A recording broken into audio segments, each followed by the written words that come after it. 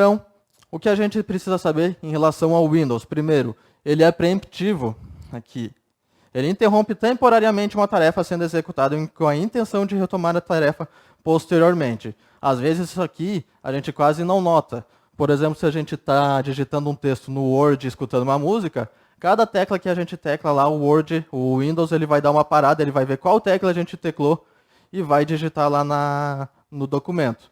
Mas a gente não nota, afinal a música não parou, então ele consegue fazer isso. Mas outras, dependendo da configuração do computador, ele vai exibir então uma bolinha azul, um círculozinho azul, e ele vai travar aquele programa, né? Então ele está fazendo exatamente isso. Dá um tempo aí que eu vou lá resolver outro programa, vou lá resolver outro processo e já volto aqui para ti.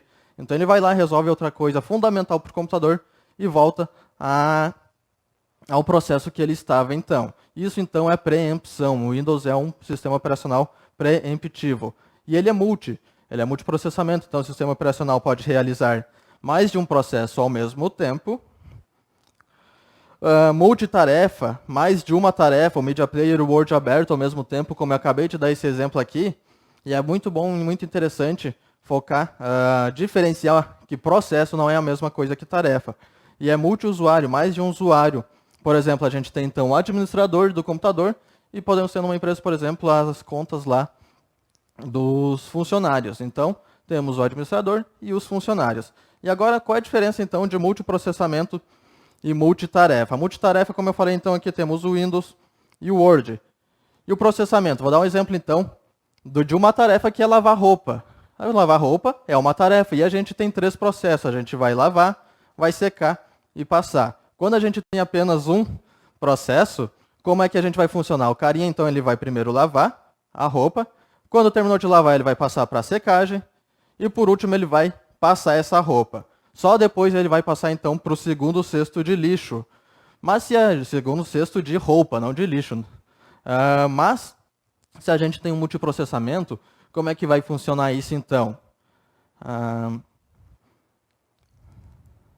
A gente tem então aqui, ó, o primeiro usuário, o primeiro cesto, ele vai lavar. E o segundo aqui, ó, quando terminar de lavar aqui e passar para secar, o segundo aqui, ó, ele já vai começar a lavar. Isso então é multiprocessamento. E quando o primeiro começar a passar, ele vai então poder secar aqui. Então isso vai se tornar a tarefa mais rápida. Então, o tarefa é a lavagem da roupa e o processamento que o multiprocessamento lavar, secar e passar a gente pode fazer então ao mesmo tempo. Seguindo aqui então. Bom, jovens, agora a gente vai conhecer um pouco mais a fundo do Windows 10. Quando a gente liga o computador, certo? Essa é exibida essa tela, é a tela de boas-vindas. Então aqui a gente é possível fazer o logo. E lá nas configurações, então a gente pode configurar uma imagenzinha aqui, que a gente está sem fotinho, e podemos também configurar uma senha. Essa senha pode ser uma senha, pode ser um PIN, pode ser uma senha por imagem, entre outras. A gente vai ver mais adiante nas nossas aulas, na nossa prática. A gente fez o logo então. A tela seguinte é a área de trabalho. A área de trabalho tem esse nome justamente porque aqui a gente organiza o nosso trabalho. A gente cria ícones, a gente cria atalhos, pastas e arquivos para o nosso trabalho então no computador. Seguindo então uma diferença que a gente tem do Windows 10 é que no Windows 10 a gente não tem mais gadgets. No Windows 7 a gente tinha então esses gadgets aqui. A gente podia colocar então um reloginho lá na área de trabalho, um medidor de CPU. Então se a tua banca afirmar alguma coisa de gadgets em relação ao Windows 10, isso está errado, porque ele foi descontinuado depois no Windows 8, 8.1 já não tem, nem no 10. Então, seguindo então temos aqui o menu iniciar. No canto inferior esquerdo da tela temos a barra de tarefas aqui. Está localizado no menu iniciar aqui, ó. Bem aqui no cantinho é o menu iniciar. No Windows 8 não tinha o menu iniciar, né? Depois ele continuou, ele voltou no Windows 8.1 e no 10 ele está presente aqui também. Temos aqui então, bem no cantinho ali, o perfil que está logado. Clicando nele abre-se então mais opções. A gente pode então alterar as configurações da conta, bloquear essa conta e também sair. Seguindo temos alguma lista de atalho aqui, ó, bem no cantinho ali o número 2. A gente pode clicar com o botão direito e a gente pode selecionar quais atalhos a gente quer exibir ali. Depois no 3, então, a gente tem o botão de ligar e desligar. No 4, a gente tem alguns aplicativos instalados, algumas pastas, elas estão disponíveis nesse meio aqui, no 4. E no 5 aqui tem a tela Inicial, então, exibe as notificações, novos e-mails, aplicativos, tempo, entre outros.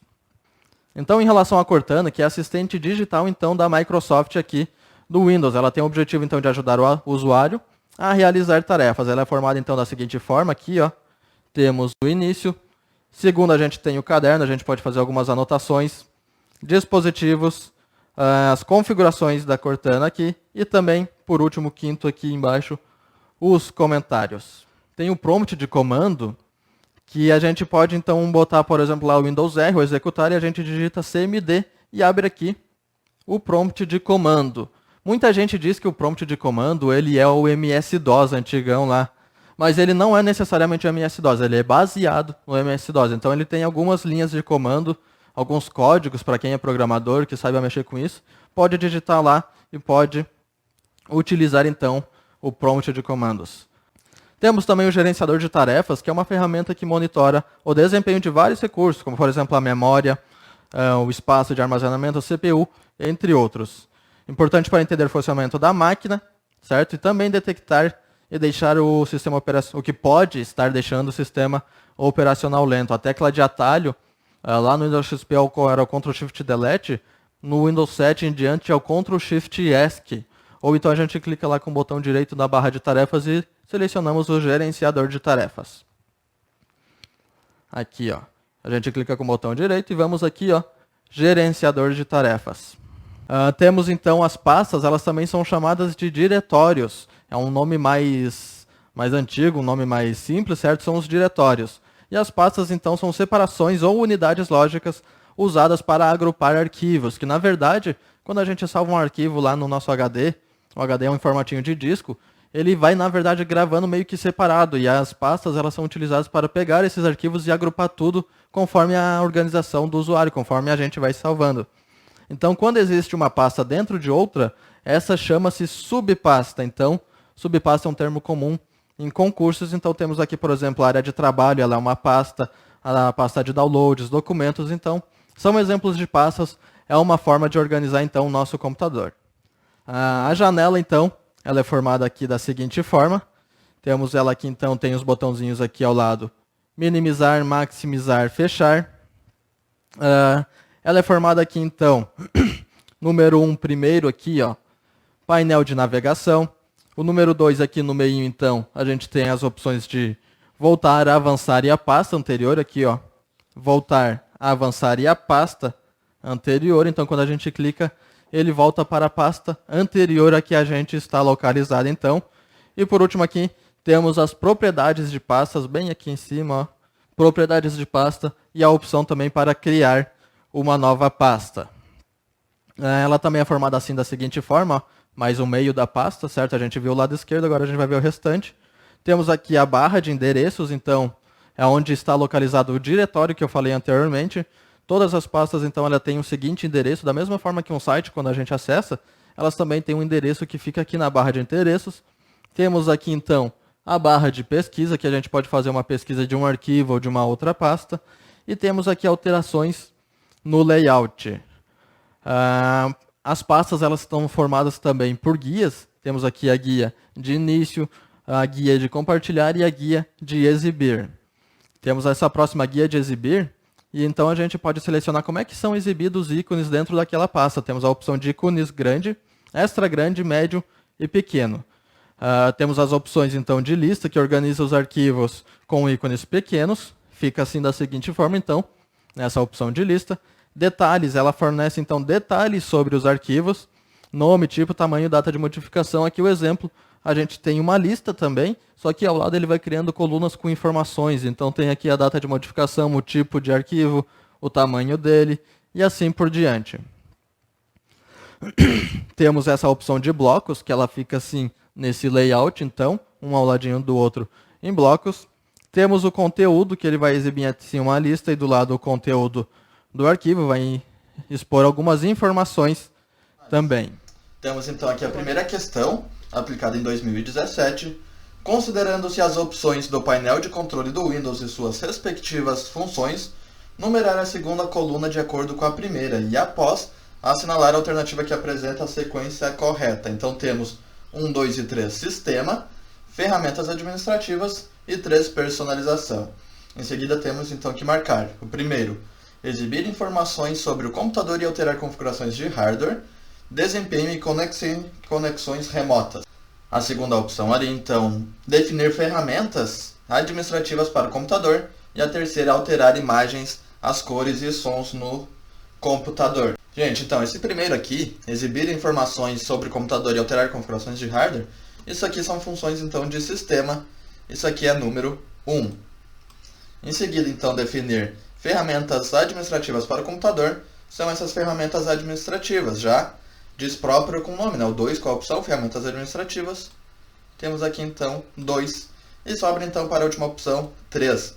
A alternativa correta então dessa primeira questão, a alternativa A está em ordem mesmo, 1, 2 e 3. Quarta questão então, em um computador com Windows 7 e mouse com configuração padrão para destro, configuração padrão para destro significa o quê? Que o botão de selecionar é o botão esquerdo e o botão de menu de opções é o botão direito, certo? Configuração padrão para destro. Um clique com o botão direito do mouse na área de trabalho abrirá o quê? A. Menu arquivar. B. Barra de tarefas. C. Lista de programas. Ou D. Menu de contexto. A afirmação correta para essa questão é a alternativa D. Abre então, como a gente vê na imagem, o menu de contexto, ou se não me engano, então algumas configurações, algumas opções relativas à área de trabalho. Quinta questão. Um jovem aprendiz, utilizando um computador com sistema operacional Windows, salvou vários arquivos com extensões diferentes. Em relação aos tipos de arquivos salvos e suas respectivas extensões, numerar a segunda coluna de acordo com a primeira e, após assinalar a alternativa correta, a sequência correta. Então, primeiro temos imagem, segundo documento e 3 vídeo. As opções .avi, .gif e .doc. Então, a gente sabe então que a AVI é uma extensão de vídeo. Então, temos primeiro aqui a opção 3. Sobra então para nós duas opções. Sobra uma opção. Alternativa A. Já acertamos a questão aqui então. A alternativa correta é a alternativa A. Vamos seguir então, falando mesmo assim. GIF então é um formato de imagem. Número 1 aqui. E .doc é um formato de documento, aquele formato mais comum do bloco de notas sem formatação. Se fosse .docx, então seria o formato padrão do Word, certo? 11ª questão também da Fundatec. Qual o nome do ícone criado pelo usuário na área de trabalho desktop? Para salientar aqui, desktop é aquele tipo de computador que a gente tem um monitor, a gente tem o gabinete, tem o teclado ali, tudo separadinho, sabe? Mas também é um nome dado à área de trabalho no Windows. Então, do sistema operacional Microsoft Windows 10, para acessar um arquivo com frequência. É um atalho, né? A gente cria os atalhos lá. Digamos que o arquivo está lá longe da... por exemplo, é um arquivo de um programa, de um software que a gente instalou. Ele vai salvar as pastas daquele programa lá na pasta C. A gente não vai sempre lá na pasta C, no disco C, buscar aquele programa para abrir, certo? A gente vai criar um atalho. Então, gabarito é a alternativa A. 16ª questão. Na figura 1 abaixo, que na verdade está aqui do lado, né? Por questão de espaço. São mostradas propriedades do atalho de uma pasta. Se o usuário decidir excluir o atalho cadastro atalho, o que acontecerá? Alternativa A, apenas a pasta cadastro será excluída. Isso aqui está errado, né? A gente já viu que quando a gente exclui um atalho, a gente está excluindo só o atalho, a pasta fica lá. Apenas o atalho será excluído, sem qualquer modificação na pasta cadastro. E aqui está a nossa questão, a nossa alternativa correta. A tecla de atalho será excluída, isso aqui não existe. O atalho e a pasta cadastro serão excluídos, também não. Todas as pastas localizadas na raiz da unidade C serão excluídas. Isso aqui está muito feio, essa afirmação, muito barbadinha essa questão, né? Apenas o atalho será excluído sem qualquer modificação na pasta. Questão 17, também da Fundatec, essa questão. Um arquivo que se encontra armazenado na lixeira do sistema operacional Microsoft Windows 10, ao ser restaurado, irá diretamente para alternativa A, desktop, B, subpasta Windows 32, C, o Windows Explorer, D, a pasta Meus Documentos ou E, o seu local de origem. Alternativa correta, a alternativa E, seu local de origem. Independente de onde é o local de origem dela, quando a gente recupera esse arquivo, ele volta para lá. A subpasta Windows 32, importante salientar que ela é uma pasta que está localizada no disco C. E é bom não mexer nela, porque lá ela tem arquivos muito importantes para o funcionamento do sistema operacional. Então é bom deixar essa pastinha Windows 32 quietinha lá. Questão 18 aqui da nossa aula. Qual o navegador padrão do Windows 10? O Microsoft Edge, Google Chrome, Firefox, Safari e o Office 2016. Essa última alternativa a gente já descarta de cara, né? O Office não é navegador, o Office é um pacote com editores. A alternativa correta aqui, galera, é a alternativa A, Microsoft Edge. Em versões anteriores, o navegador padrão era o Internet Explorer. Só que nessa versão aqui do Windows 10, a Microsoft trouxe para nós o Edge. O Internet Explorer ainda está lá, mas a tendência é que o Edge venha substituir o Internet Explorer e o Explorer seja abandonado. Então o Edge ele funciona muito para visualizador de PDF, navegador de internet, podemos fazer umas anotações, a gente tem lá, por exemplo, uma página aberta, a gente pode criar umas anotações e salvar isso, e é o navegador padrão no Windows 10. 19ª questão, qual a finalidade do programa Windows Defender utilizado no Windows 10? Controle de acesso para os filhos? Não. Navegação anônima na internet? Não, o Windows Defender ele não é um navegador de internet. Ajuda a manter o computador seguro e proteger de ataques? Isso aí. Alternativa correta, nosso gabarito é a alternativa C. Restaurar o Windows? Não, isso aí é uma opção lá dentro do painel de controle. Realizar backups dos arquivos do Windows, mesma coisa, é lá no painel de controle, não é o Windows Defender. Questão 20, agora de uma banca diferente aqui para nós, a Quadrix. No Windows 10, o gerenciamento de disco pode ser acessado ao se clicar com o botão direito do mouse sobre o logotipo do Windows, disponível no canto inferior esquerdo da tela, o menu iniciar, certo? Então, isso está certo ou errado? Quando a gente clica com o botão direito, aquele que abre o menu de contexto, o que acontece? A gente pode abrir o gerenciamento de disco? Isso aqui está certo. Então, esse é o menu que abre, a gente clica com o botão direito aqui, ó, e ele abre esse menuzinho de contexto, e a gente vem aqui gerenciamento de disco, ó, entre outras opções, está aqui o gerenciamento de disco, então essa questão aqui da Quadrix, ela está correta. Vamos seguindo, questão 21, agora da FCC, Fundação Carlos Chagas. Uma das recomendações de segurança para quem utiliza o Windows 10 é que, ao deixar o computador do trabalho por alguns instantes, se bloqueie a área de trabalho para evitar que pessoas mal intencionadas possam aproveitar o momento para acessar dados confidenciais do usuário que se ausentou, ou possam usar o sistema como se fossem ele. Para acessar a tela onde é possível bloquear a área de trabalho, deve-se pressionar a combinação de teclas. Alternativa A, Ctrl Break. B, Ctrl Shift Delete, Del, ou Ctrl Shift Delete, tem essa diferença, porque alguns teclados ele está escrito simplesmente Del e outros escrito Delete, mas tem a mesma função ambas as teclas. Alternativa C, Ctrl Alt Del. D, Ctrl End, ou E, Ctrl Alt Break. Alternativa correta aqui, o nosso gabarito é a alternativa B, Ctrl Shift Delete. Lembra que lá no Windows XP a gente botava Ctrl Shift Delete e ia pro gerenciador de tarefas? Eu tive que abrir aqui para lembrar do nome. Ia para o gerenciador de tarefas, certo? Agora no Windows 10, a partir do Windows 7 até o Windows 10, a atual versão, não é, ele vai abrir essa tela toda azul e aqui no meio essas opções, ó.